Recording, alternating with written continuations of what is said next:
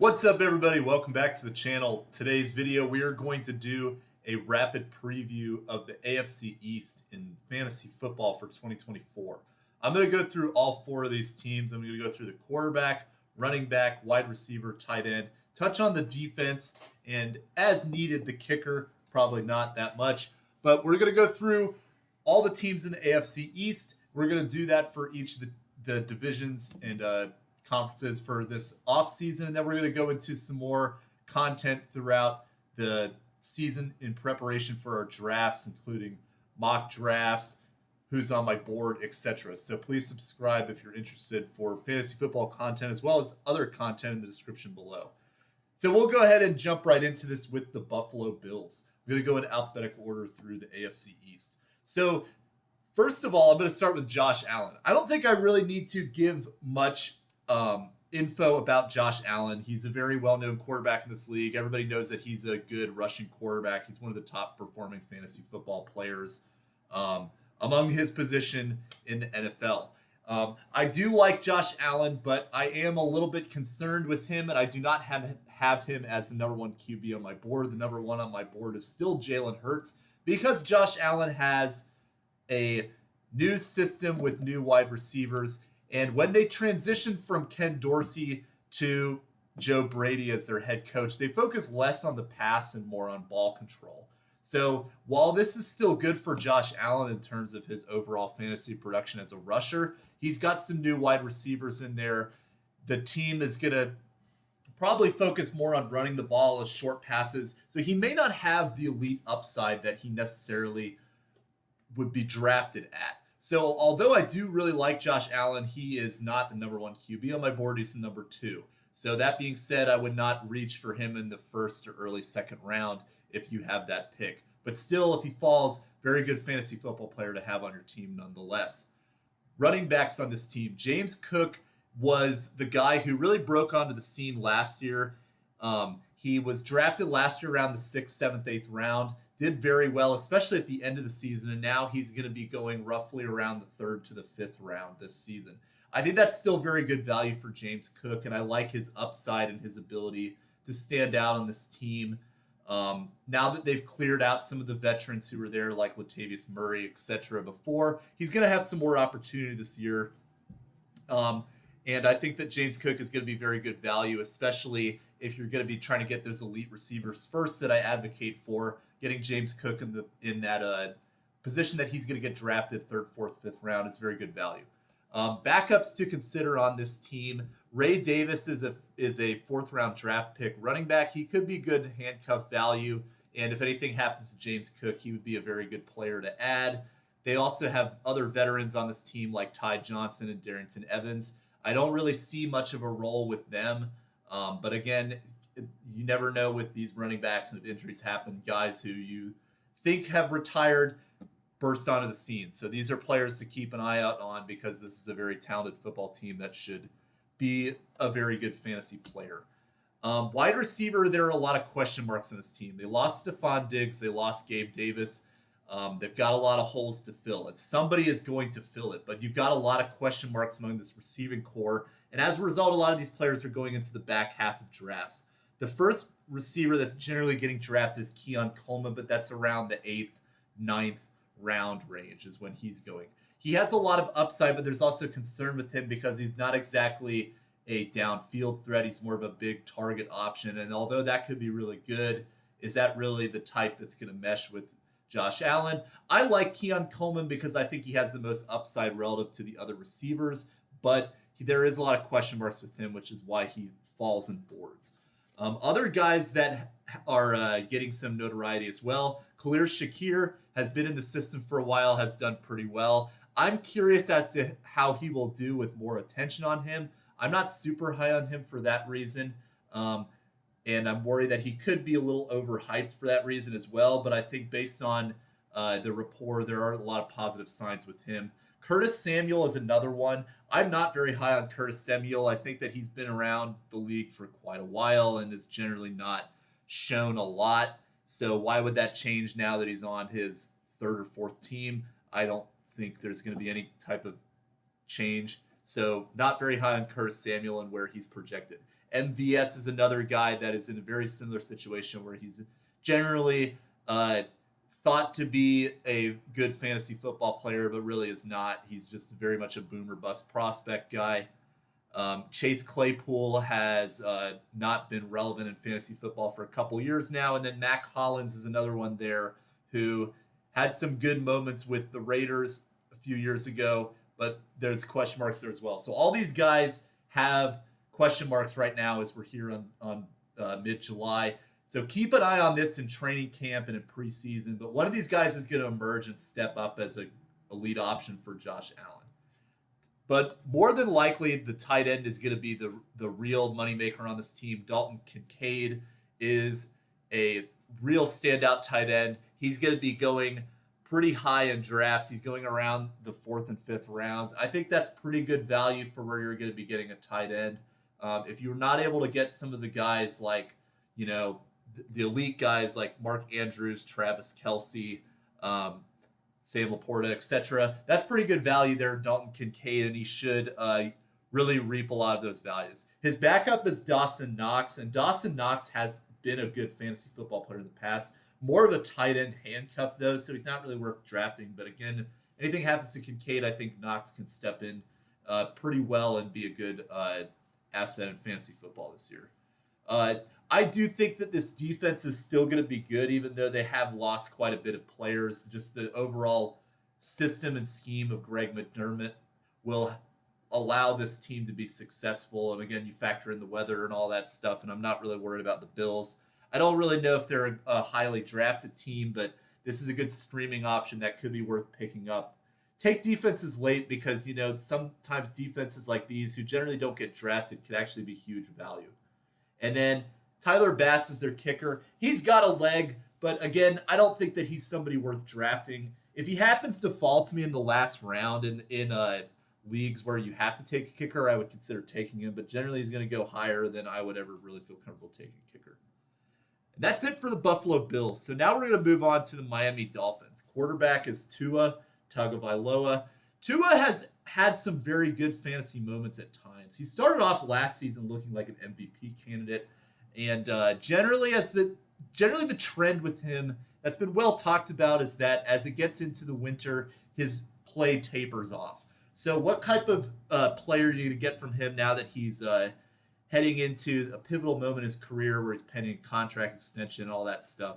What are they going to do? So I overall like Tua in the range that he goes. I think a lot of this is really going to depend on who you're drafting in the early rounds. If you get Tyreek Hill in your first round, then I would be very comfortable taking Tua in a stack. Otherwise, I'm not very high on him. Maybe if you get Jalen Waddle, you can aim for that as well. But expect that this is going to lead. Tua's going to have some great games this season. He's more of a player that if you have the opportunity to draft him and sell him for something amazing, that would be great. But he's falling in ranges that I think he's pretty good value among the quarterback position. Running back on this team. So the hot name is Devon Achane, and I really liked Achane last year in terms of just incredibly explosive play, but I do not think this guy is worth second round ADP value. I think this is one of the biggest draft mistakes that you can make this season, taking Devon Achane in the second round. One, we don't know if he can stay healthy. Two, we haven't seen him with the volume that he generally gets. And then three, he kind of was starting to get figured out last season when he got some more reps with the team. So there's a lot of question marks to me there. Raheem Mostert is very familiar with Mike McDaniel's system and probably will still get a lot of run. They're also drafting Jalen Wright, which I think is a name to keep an eye on, a rookie out of Tennessee in the 4th round. And Jeff Wilson Jr. is there too. So I'm not comfortable taking Achane as high as he's going in drafts, but I guess he has a lot of upside that if you're willing to buy a lottery ticket, he could very well be worth it. Tyreek Hill is my number 1 receiver on the board. I'm just going to go ahead and say that right now. I don't really see that changing. He's going to get a ton of volume in the system. He's basically the focal point of this offense, and I don't see any sign of him slowing down. I actually do have him above Justin Jefferson, CeeDee Lamb, Chase, etc., because I think that he's just so central to that team and what they do. and they're so explosive in terms of how their offense is set up. I think Tyreek Hill is my number one. So number one on my board is CMC, and then Tyreek Hill would be right after him, at least how I'm personally ranking it. Jalen Waddle is a good player. I'd want to see him stay healthy more, but if he's going around the range that he's kind of falling to, like more in that 5th and 6th round, I think that could be very good value. So I like Jalen Waddle for that sense if you can get him around there. He's, again, a very explosive player that has a lot of upside. OBJ is also on this team now. It's hard to believe that he's still in the league. It's a great flyer to consider because he's generally not getting drafted. So I wouldn't have a problem with stashing him on the bench in a if you have like some options available on your deep bench that you want to consider, but I don't think he has a ton of upside at this point. Braxton Berrios is somebody that I'm a little higher on in this receiving core because he's a slot guy that catches a lot of passes. He doesn't really get the volume that you would like, but he is very involved in this offense at times and could be a PPR machine if he does get that value there. Or if anything happens to these other receivers, I think he's worth considering too. Full PPR, especially for somebody like that. Jonnu Smith is an interesting addition at tight end for this team. I really don't have a high opinion on him necessarily, but again, heading into the system, he could be some good value. And he's a guy that is not getting drafted either, so this is a good streaming option if you're really in a pinch. You don't get those tight ends early that you'd like. I could very well see him being a better value than somebody like Pat Freiermuth, who is getting drafted, or somebody like, even Brock Bowers, to be honest. So let's wait and see what happens. But this is a guy that I'm keeping my eye on among the tight end position. Durham Smith, not so much. He's been on this team for quite a while and has not really ever stood out. But Jonnu Smith, I'm a little more interested in if you have streaming options available. The defense, I think, will be pretty good this year, dealing with some injuries, but I do think that they're a turnover producing defense that can get a lot of sacks. They could give you some boom or bust value depending on the matchup. Don't know if I would draft them, but they're defense that I'm interested in. Their kicker is Jason Sanders. I don't think there's anything really to say there. Could be a good kicker, but I'm not drafting him. I don't draft kickers if you picked up on this scheme.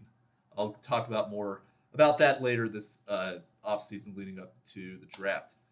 This next team is the New England Patriots, and I'm not going to have much to say about them because, honestly, they're probably one of the worst fantasy football teams this season.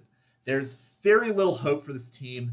I'm hoping that Gerard Mayo can maybe ignite a little bit of juice into this offense with his coaching scheme, but it seems very much like this is just kind of a Belichick 2.0 type of vibe going on here. Rookie quarterback, not a lot of weapons, just very ugly all around to me. Also with, just playing in the AFC and some of those defenses they'll face, like I'm just not buying this team at all. Drake May, he's not getting drafted. I don't think there's really any reason to draft him at all. Maybe it's worth considering as a flyer from week to week. Keep an eye on how he does the first few weeks, and maybe if he explodes week 1, I would definitely pick him up, but I would not pick him up before that.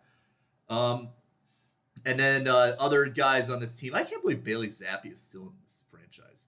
And then Jacoby Brissett is also there too. Running back. So Ramondre Stevenson got the bag this summer. I don't know why. I don't find anything about him to really be that impressive to me. Nothing personal or anything, but I mean, especially being in New England, I just don't understand the upside here of trying to give somebody like that a contract. He's going to be behind a pretty poor line. He's going to get a lot of opportunity maybe, but I don't think it's going to result in anything of value. So the range at which you're going to be taking a guy like Ramondre Stevenson is just not worth it to me at all. I would avoid him. Antonio Gibson, I would also avoid him. I'm a Commanders fan, formerly known as a Redskins fan, and that guy is not reliable at all. So it doesn't surprise me that New England is trying to take a flyer on him and see what happens. But there's a lot of running backs here like Kevin Harris, JaMychal Hasty that just really, I would have liked to see them draft someone and see what they got, but it doesn't really look like they're trying to go that direction, which is a shame. Wide receivers, Demario Douglas is the guy to keep an eye out on. That's the guy that I'm most interested in on this team in terms of fantasy football because he does get involvement and he has explosiveness. Jalen Polk, a second-round pick, didn't have a great 40 time that I would like, 4.5. But he's a productive receiver out of Washington who could get some opportunities on this team. Other guys, Kendrick Bourne looked pretty good when he played last year, but coming off a major knee injury, so I got question marks with him. KJ Osborne, a good mid-round value, but I just again don't know what his value is going to be. Juju, I'm surprised that he's still on this team as well. It's just like I don't know, just a very bad situation for Drake May. Tight ends, they've got some interesting guys. Hunter Henry, Austin Hooper. Hunter Henry had some moments last year, but he's not reliable enough for me to really consider as a drafting, let alone stream option right now. So a lot of question marks. This defense, I think, could be a good stream value to consider, though, because they are getting some of their guys back. Matthew Judon, Christian Gonzalez, that got injured last season. They're going to be in a lot of slugfest. And I think if they could find ways to generate turnovers, keep themselves in games, and don't make mistakes on offense, this could be a pretty good defense. And then their kicker is they have a competition between Chad Ryland and Joey Sly. Not really interested in either of them. All right, and then we head to the last team, the New York Jets. A little more action here on this team. Aaron Rodgers, the guy that always finds a way to end up in the media, is the guy that I'm going to be avoiding this year in fantasy football. I really don't have anything like personal against Aaron Rodgers, but I just don't think that he is the fantasy asset that he used to be. I think most people have picked up on that now. He's generally going at the very end of drafts. But coming off an injury, this guy could have a lot of value, and I think that if you could find a way to stash him on your bench, if you have an extra spot or some QB questions, maybe try to flip him if he starts the season very well. That could be some good value. He's going to have better receiving options that improve the line. So maybe this ends up being a good season for him, but somebody to keep an eye on, but I'm not really interested in drafting him. Breece Hall, though, this is my number 2 running back on the board after Christian McCaffrey. So really like Breece Hall.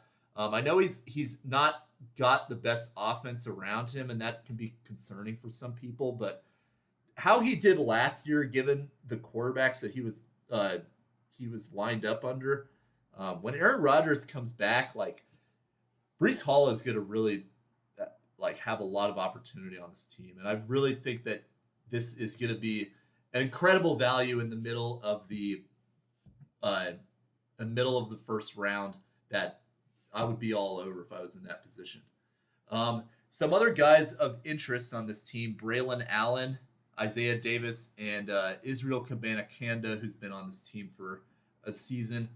These are guys that I would consider as handcuffs. Keep an eye out on training camp to see which one is getting the touches. It looks like it's going to be Braylon Allen. But again, if you have Breece Hall, I would pick up Allen just to have as the handcuff if anything happens to him. Wide receivers, Garrett Wilson gets a lot of buzz. Was drafted at the end of the first round last year, and then that didn't really work out too well because he had Zach Wilson as his quarterback. So Garrett Wilson is now back in the picture again. I'm not really sure if I feel comfortable taking him that high, but he is an explosive player, and if he falls in the second round, I would definitely try to grab him. Mike Williams, not very high on him. Maybe he has improvement in a better system, and he's going to have the opportunity on this team. So that's something to keep an eye out as well on. Xavier Gibson had a few moments on this team, but I don't think he's going to get the volume. Alan Lazard, I'm a little more high on, especially as somebody that is not getting drafted that you can pick up on waivers in week 1. Alan Lazard got that rapport with Aaron Rodgers from Green Bay, and I think wouldn't be surprised if he has a role early with him under center. And then a couple of other guys. We'll see what happens on this receiving core, but there's a lot of other guys there that could get in the mix as well. Tyler Conklin is a solid tight end who is on the fringe of getting drafted, and I think that if you could pick him up as a streamer, he's very good. He's definitely produces a lot of volume, and he's going to have a lot of opportunity on this team given the situation.